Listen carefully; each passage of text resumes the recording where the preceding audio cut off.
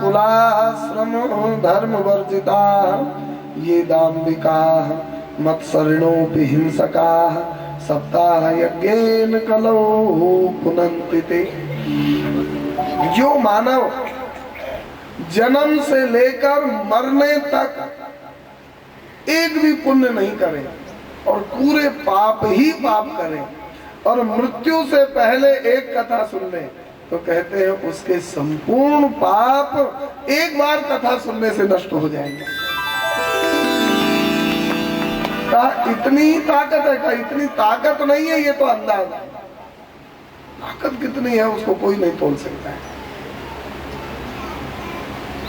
मन कर्म वचन से रात दिन हट करके पाप करें वह भी एक कथा से शुद्ध हो सकता है। ऐसी भागवत जी की महामहिमा। तब श्री नारद जी ने अथवा सौनकादिक ऋषियों ने पूछा, भगवान आपने कह दिया हम सुन लिए, लेकिन कोई ऐसी कथा होए कि बहुत बड़ा सीनियर पापी रहा हो कोई और एक कथा सुनने से उसका उद्धार हो गया हो, ऐसी कोई कथा हो, इतिहास हो तो बताइए। तब श्री सनकादिक भगवान एक इतिहास सुनाए, बड़ा मधुर है। तुंगभद्रा तटे पूर्व अभूत पत्तनम उत्तमम यत्र वर्णा स्वधर्मेण सत सत्कर्म तत्परा।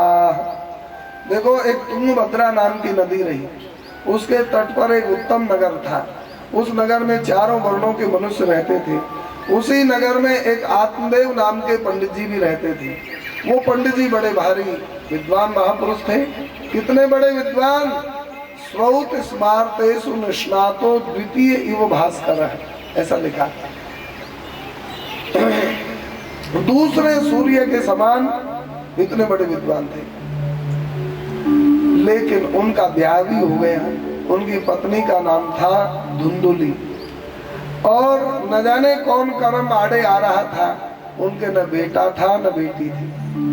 वो गाय पाले तो वह भी बांझ रह जाए, वो पेड़ लगावे तो उसमें भी फल फूल नहीं आवे, ऐसा भयंकर कोई कर्म रहा।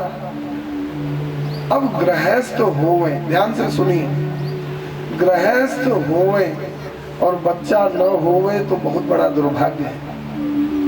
लेकिन उससे भी बड़ा दुर्भाग्य तब होता है, बहुत बड़ा दुर्भाग्य, जब बच्चा के लिए व्याकुल होकर पेट चिरवाते हुए डॉक्टर और अस्पतालों में दौड़ते रहे और पीर मजार से इधर से उधर देवी देवता भूत प्रेतों के यहाँ जा जाकर के बेटा के लिए प्रार्थना करें।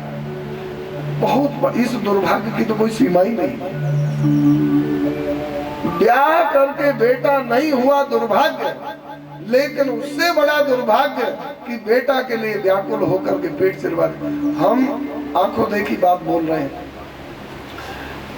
गोवर्धन में एक ब्याह हुआ, 5 साल हो गई, संतान नहीं हुई। 5 ऑपरेशन करवा दिए, 5 ऑपरेशन पेट के। अरे डॉक्टरों को तो केवल पैसा चाहिए, इधर फाड़ेंगे उधर फाड़, एक कपड़ा को एक बार फाड़ दें और फिर सीने से वह फिर फट जाता है और फिर ये तो चमड़ी है। अनाप शनाप ऑपरेशन करते हैं। ऐसे देखो, ऐसे जांच करो। अरे तू पैसा बना रहा है कि शरीर का सत्यानाश कर रहा है भाई। 5 ऑपरेशन करा लिए और अब वो जवानी में ही बुढ़िया हो गई, सारा खून निकल जाता है। अब उसके जोड़ों में दर्द हो गए। अभी 25-30 वर्ष की उम्र है, 30 वर्ष के लगभग, और उसकी इतनी दुर्दशा हो गई, वह न जिंदी है न मरी है। इसलिए पत्नी है, पति है और बेटा नहीं हो रहा है तो भगवान का संकेत मान जाओ, तुम्हारे भाग्य में बेटा संतान सुख नहीं है। भजन करो, भगवान का भजन करो। भजन करोगे तो बेटा हो भी जाएगा, और पेट फड़वाओगे तो यहाँ मरोगे और नरक में जाओगे, कहाँ जाओगे पता नहीं।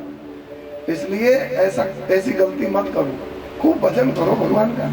सावधान रहो, सावधान रहकर संयम सदाचार से रहो। शरीर स्वस्थ रहेगा तो भजन होगा और खाने पीने का भी सुख मिलेगा, और शरीर ही नाश हो गया तो फिर क्या मिलेगा। खूब भजन करो। ये आत्मदेव ब्राह्मण की दुर्दशा तो देखिए ये कथा इसीलिए सुनी जाती है कि इन कथाओं को हम जीवन में और प्रयोग कर सके। आत्मदेव के बेटा नहीं था। धुंधली बहुत सुंदर था। लिखा है सुंदरी सुकुलोद भवा, सुंदरी सुकुलोद भवा, सुंदर कुल में उत्पन्न थी। चमड़ी की बड़ी गोरी सुंदरी थी, लेकिन हृदय की बड़ी काली और बड़ी कुलटा थी। कुलटा के लक्षण लिखे, लोक वार्ता रता क्रूरा प्रायसो बहुजल्पिका। संसारी बात उसको 24 घंटा करवा लो तो थकती नहीं। क्रूरा, दया का लेस भी नहीं। माताओं के हृदय में तो दया होनी चाहिए, उसकी दया बिल्कुल नहीं। और स्ववाक्य स्थापिका नित्यम, वह जब भी देखो अपनी ही बात पक्की करती थी। पति को बोलो मत, चुप, मैं जो कह रही हूँ वही होगा। अच्छा देवी, तू जो कह रही है वही होगा। पति को झुकना पड़ता है। बहुजल्पिका, बक बक बक बक रात दिन बोलती रहती। माताओं का आभूषण सोने से चोटी से एड़ी तक ये सोने से पहना दो, अच्छी नहीं लगेगी। और अगर सील आभूषण पहन ले तो बिना आभूषण के ही बहुत अच्छी लगेगी। सील का आभूषण धारण कर ले, कम बोलने का स्वभाव बना ले, इतनी प्यारी लगे कि भगवान इनकी गोद में आकर बैठ जाए। रमनते तत्र देवता है, वहां देवताओं का रमन होता है, देवता विराजते हैं। और सूरा च गृह कृत्येषु, घर के कामकाज में बड़ी सूरवीर थी। कृपणा, और बड़ी कंजूस थी।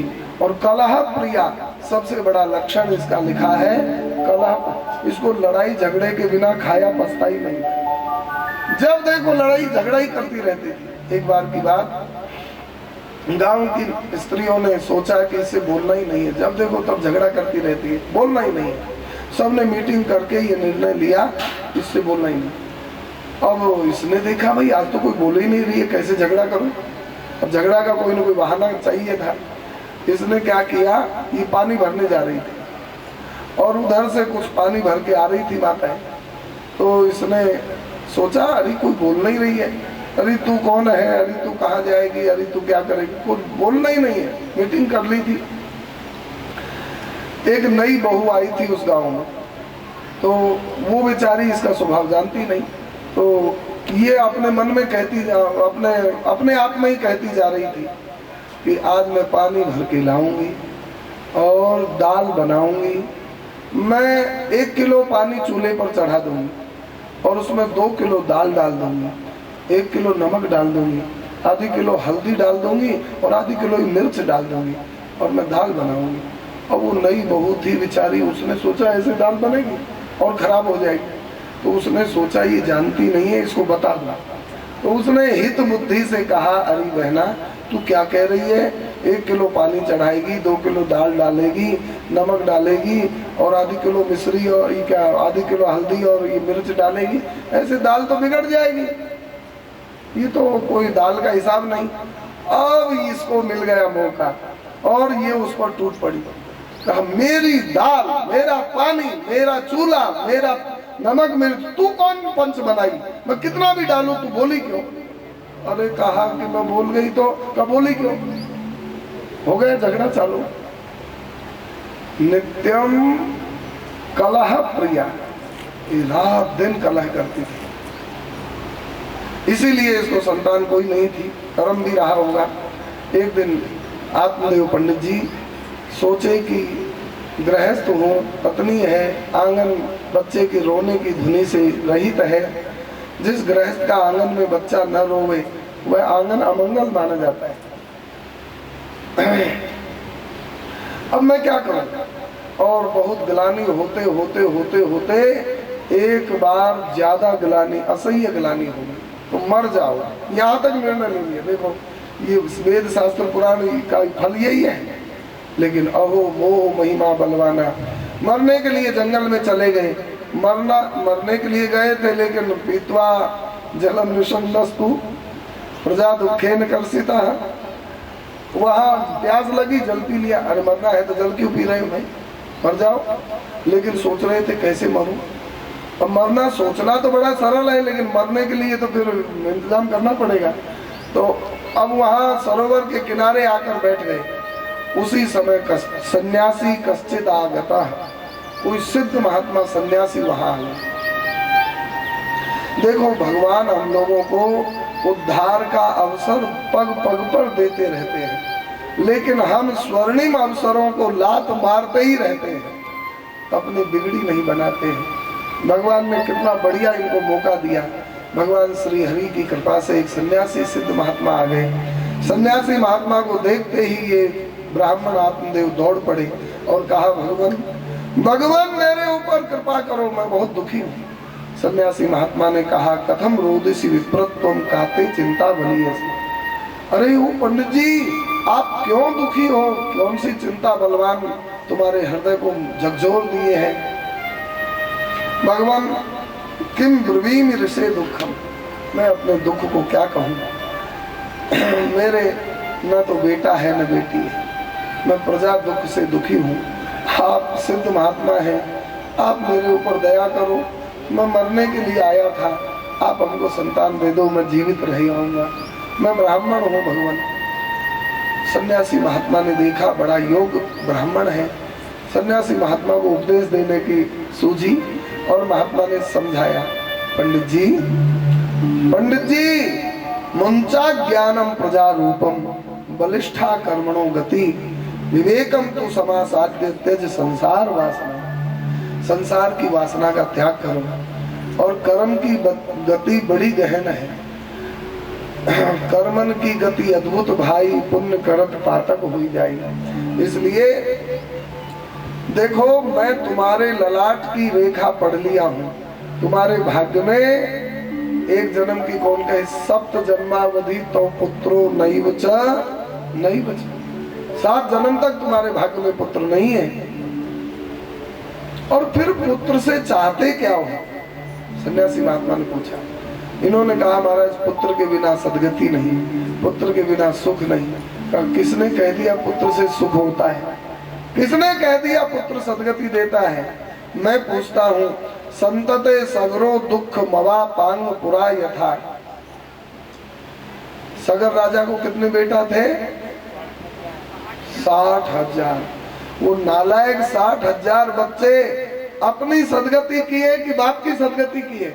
कपिल महाराज के साप से भस्म होकर राख पड़े रहे। अब 3 पीढ़ी के बाद में भगीरथ जी गंगा लाए, तब उनका नालायकों का उद्धार हुआ।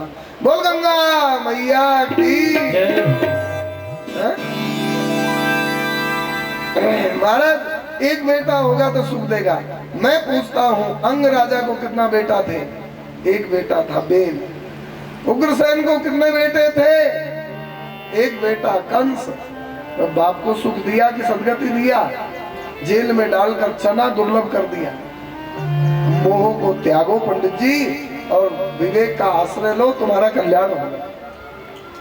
लेकिन ममता रत सन ज्ञान कहानी, ममता रत सन ज्ञान कहानी, अति लोभी सन विरति बखानी, अति लोभी सन विरति बखानी, क्रोधी सन कामी हरि कथा, क्रोधी सन कामी हरि कथा, ऊसर बीज भये फल जथा, ऊसर बीज भये फल जथा, ममता रत सन ज्ञान कहानी, ममता रत सन ज्ञान कहानी, ऊसर बीज भये फल जथा, बीज भये फल जथा। जो ममता में डूबा हुआ है, आकंठ शिखा पर्यंत ममता में डूबा है, उसको ज्ञान की कहानी बेकार। और वही हुआ। और पंडित जी तो आग बबूला हो गए। राधे राधे राधे राधे। आग बबूला हो गए समझाने वाले सन्यासी महात्मा के ऊपर। और कहा, महाराज बेटा देते हो कि नहीं? देखो जबरदस्ती। बेटा देते हो कि नहीं? अच्छा नहीं दूंगा तो? कहा नहीं दोगे तो सुनो,